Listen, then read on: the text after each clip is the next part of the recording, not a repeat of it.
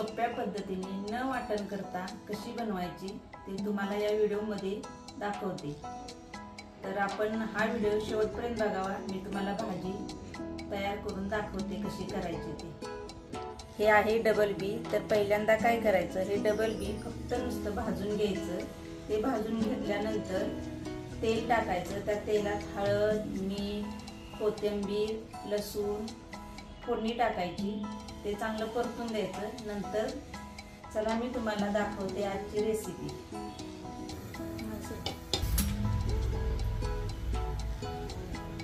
तर हे पहिल्यांदा कढईत टाकून घ्यायचं।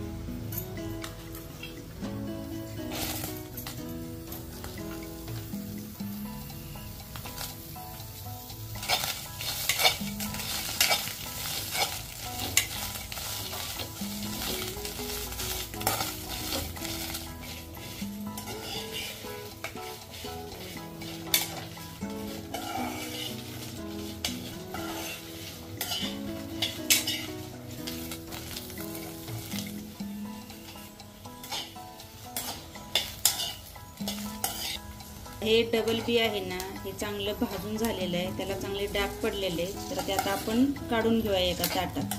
बोलू का आता डबल बी साठी लागणारे साहित्य, 4-5 पाकळ्या मी लसणाच्या घेतल्यात टेचून, कोथिंबीर घेतल्या ती बारीक चिरून घेतल्या, कढीपत्ता आहे, जिरे आहेत, हळद थोडीशी, चवीपुरतं मीठ आहे आणि आपलं घरचं तिखट बनवलेलं ते आहे आणि शेंगदाण्याचं कूट टाकते। आता मी तेल टाकून घेते। मी जिरे टाकते फोडणीला आधी। कोथिंबीर टाकून घेते, घ्यायचा भाजून। कोथिंबीर टाकते आता, कोथिंबीर पण लाल घ्यायची करून।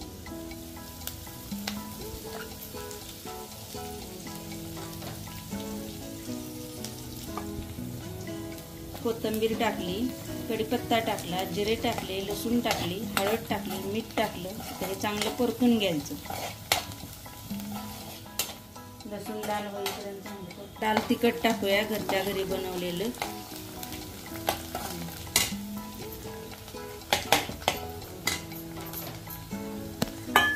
चांगलं भाजून घ्यायचं।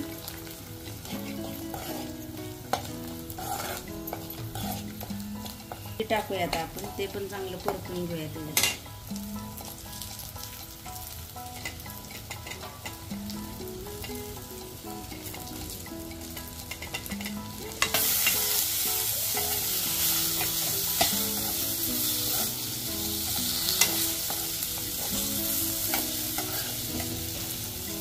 थोडं शेंगदाण्याचं कूट टाकू, तुमच्या आवडीनुसार तुम्ही शेंगदाण्याचं कूट टाकू शकता।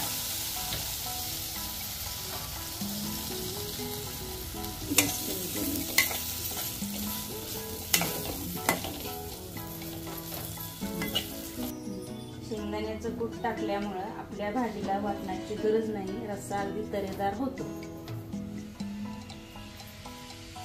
1 ग्लास पाणी टाकून घ्यायचं।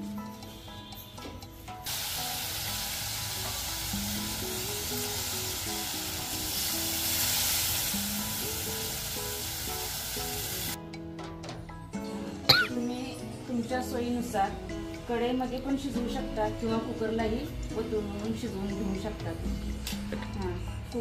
कुकरसाठी जर कुकरमध्ये जर शिजवायचं असेल तर 3 शिट्ट्या फुल द्या आणि 4थी शिट्टी फक्त दाबून ठेवा, गॅस बंद करा।